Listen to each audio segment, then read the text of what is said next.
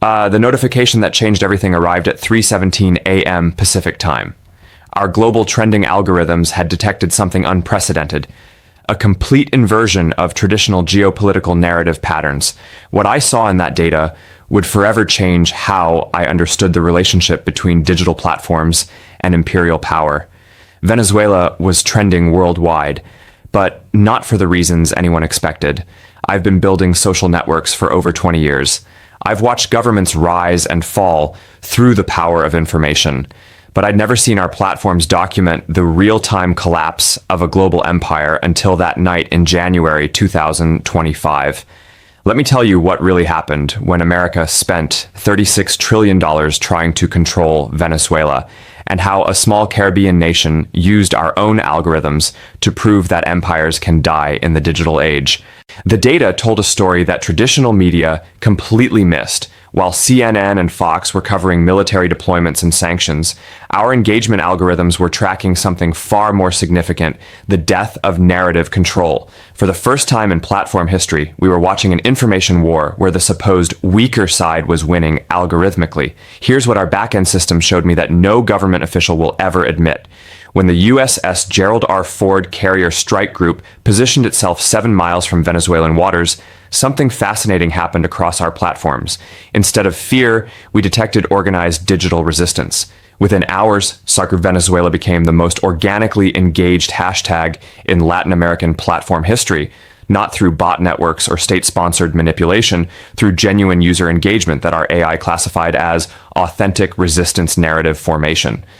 I remember calling an emergency meeting with our geopolitical risk assessment team. The patterns we were seeing contradicted everything we thought we knew about information warfare. Usually, when a superpower targets a smaller nation, platform conversations follow predictable patterns. Initial sympathy for the underdog, gradual acceptance of the stronger power's narrative, eventual silence. Venezuela broke that pattern completely. Our content recommendation algorithms started detecting what our data scientists called empire resistance clusters, groups of users from dozens of countries simultaneously sharing information about alternative economic systems, sanctions evasion techniques, and successful resistance strategies. This wasn't random. This was coordinated learning happening across linguistic and cultural barriers through our platforms. But here's what really shocked me about Venezuela's digital strategy. They weren't trying to win the propaganda war through traditional means. They were using our own platforms to teach the world how to circumvent American power.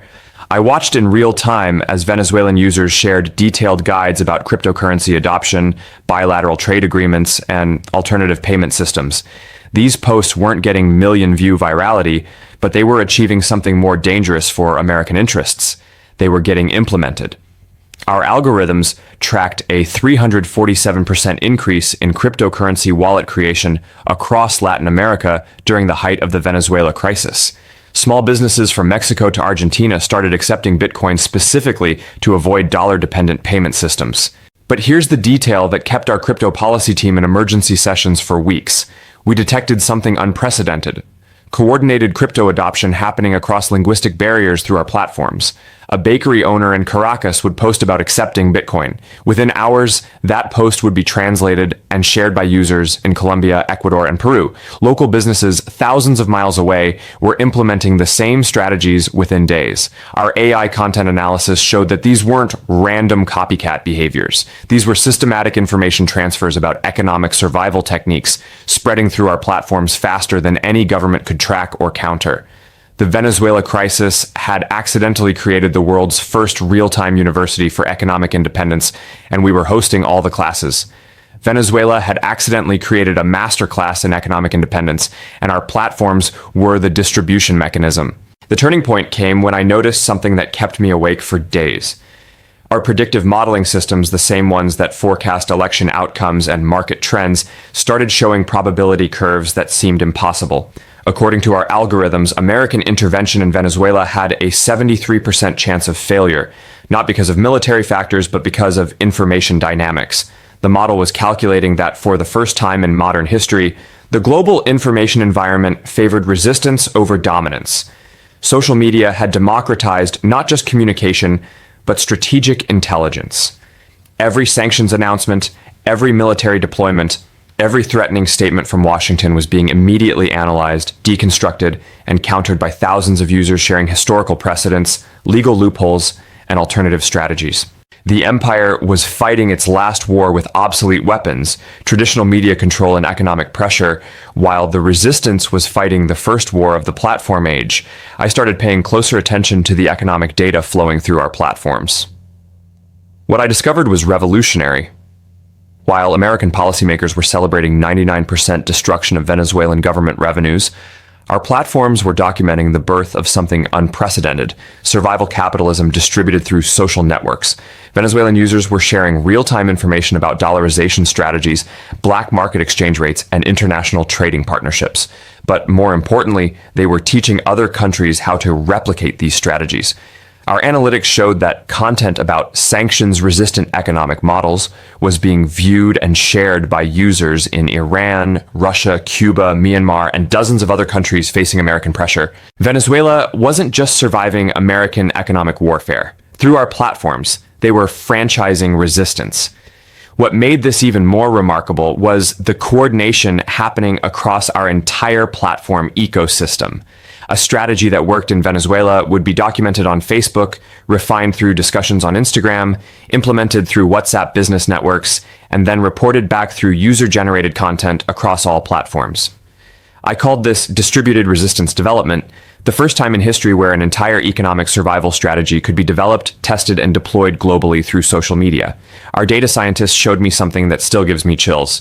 We could track the exact journey of a sanctions evasion technique from its first mention in a Caracas Facebook post to its implementation by a small business in Tehran 3 weeks later. The information traveled through 7 different countries, got translated into 4 languages, was adapted for local conditions, and resulted in measurable economic activity, all documented through our platforms. This wasn't just information sharing. This was real-time evolution of resistance strategies happening at internet speed. I started tracking specific examples. When Venezuelan users posted about using Chinese yuan for bilateral trade, similar content appeared in Russian business forums within days. When they shared techniques for crypto commodity exchanges, Iranian traders started implementing identical strategies. But the most shocking example was Myanmar. 3 weeks after Venezuela successfully used gold-backed cryptocurrency to bypass sanctions, Myanmar's resistance movement launched their own identical system. They literally copied the Venezuelan playbook, line by line, through information shared on our platforms. The algorithmic implications were staggering. For decades, American power had relied on information asymmetry. Only Washington had comprehensive intelligence about global economic and military capabilities. Social media destroyed that asymmetry. Now, every country could crowdsource resistance strategies, share sanctions evasion techniques, and coordinate alternative economic arrangements in real time. I realized we were witnessing the first empire to fall not to military defeat, but to algorithmic irrelevance. But the story gets more incredible. As I analyzed cross-platform engagement data, I discovered that Venezuela's success was triggering what our AI classified as imperial mimicry reversal. Instead of developing countries copying American models, they were copying Venezuela's resistance model. Our systems detected a 156% increase in content about bilateral trade agreements, alternative payment systems, and economic diversification strategies. Countries were using our platforms to learn from Venezuela's experience and implement similar approaches proactively. The empire's greatest mistake wasn't military or economic. It was believing they could control information in an age when algorithms, not governments, determine what information spreads. Here's the detail that changes everything about how we understand modern geopolitics. The $36 trillion America spent trying to control Venezuela wasn't just wasted money. It was an investment in teaching the world how to resist American power. Every sanction became a case study in economic independence. Every military threat became evidence of imperial overreach. Every failed intervention became proof that resistance was possible. Our platforms had become the world's largest university for imperial resistance studies, and America was funding the curriculum through its own failures. The breaking point came when our global sentiment analysis algorithms detected something unprecedented.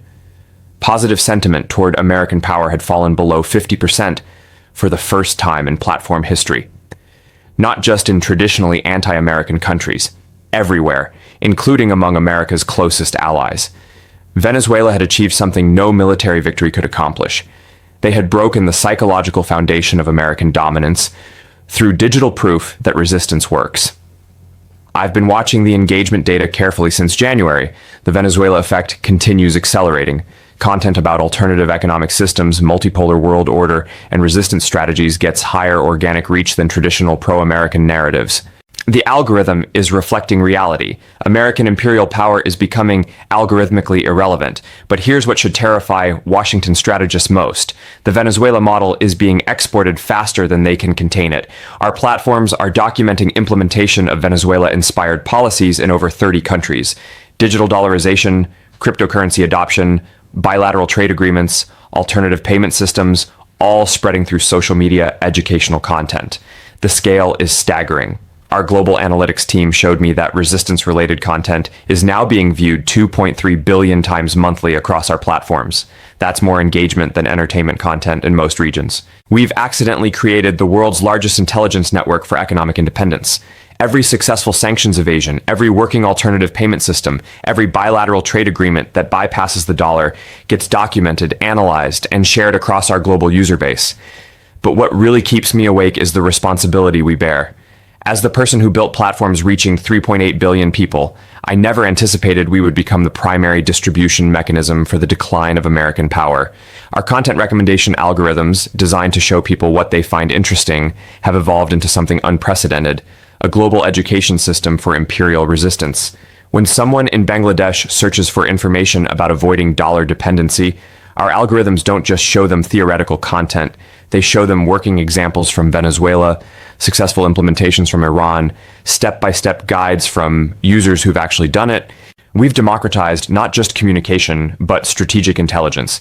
Every country now has access to the same resistance playbook that allowed Venezuela to survive $36 trillion in American pressure. The empire isn't just losing Venezuela, it's losing the ability to prevent other countries from learning how to leave the American economic sphere entirely. What we're witnessing through our platforms is the first crowdsourced guide to imperial independence. Venezuela proved resistance was possible, our algorithms are making it reproducible. The final irony is perfect. America's own digital platforms, built by American companies, operating under American legal frameworks, are distributing the manual for American decline. We created the tools of our own empire's destruction. Looking at current engagement trends, I can predict what comes next with high algorithmic confidence. The Venezuela precedent will inspire increasingly bold resistance to American pressure worldwide. Each success will generate more platform content about resistance strategies.